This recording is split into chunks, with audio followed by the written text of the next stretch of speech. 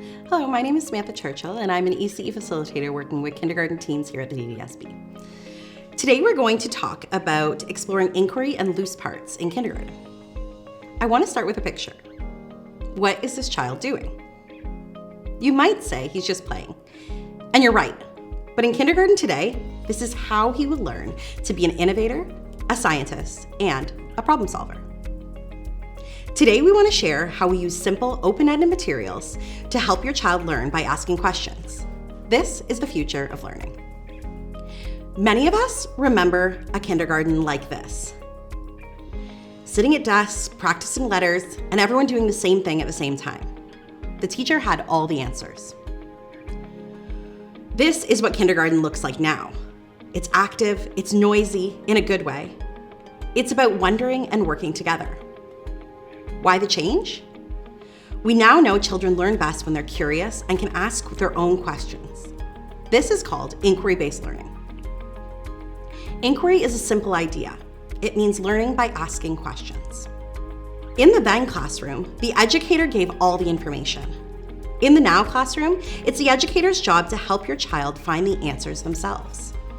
For example, instead of just worksheets about rabbits, a child might see a rabbit outside and ask, why do rabbits have such big ears? That one question starts the learning. The class might try to build long ears and see if they can hear better.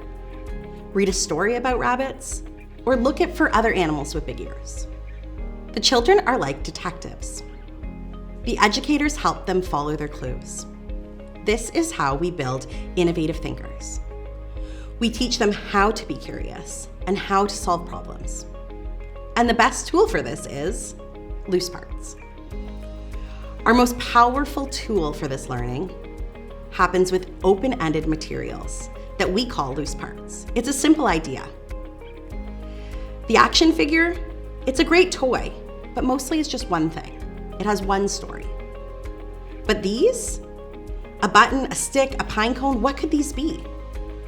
A button can be a coin for a store, it can be a wheel for a car, it could be a bug in a garden, it could be part of a pattern. These are loose parts, simple materials that children can move, build, and imagine with. There is no right way to use them. So how is this learning and not just a mess? This is where our educators do their most important work. It's not random, it's a thoughtful process. For educators, this is a professional cycle that happens all day, every day. It has 4 simple steps. First, we provide an invite. This is our action. We thoughtfully set out interesting materials. The sticks, the bottle caps, the fabric. We are inviting your child to explore an idea. Second, we observe and listen. This is how we collect data. We step back and watch. We listen to their words and their actions. We're not just looking at what they made, we're looking at how they made it. The process. Are they working alone or with a friend? Are they feeling frustrated or proud? Third, we wonder and we notice a name. This is our analysis. We think about what we saw. We ask, what is this child curious about? Then we join the child. This is the notice a name part. If they built a tower, we say, wow, I see you're balancing those blocks. You made a pattern, red, blue, that's math. This step is magical. It makes their learning visible. It gives them the words to understand their own thinking. Finally, we plan and respond. Based on what we learn, we make decisions. If that child was curious about balancing, we build on their interests. Maybe tomorrow we plan on next steps and add new materials like smooth rocks or feathers to support and extend that learning.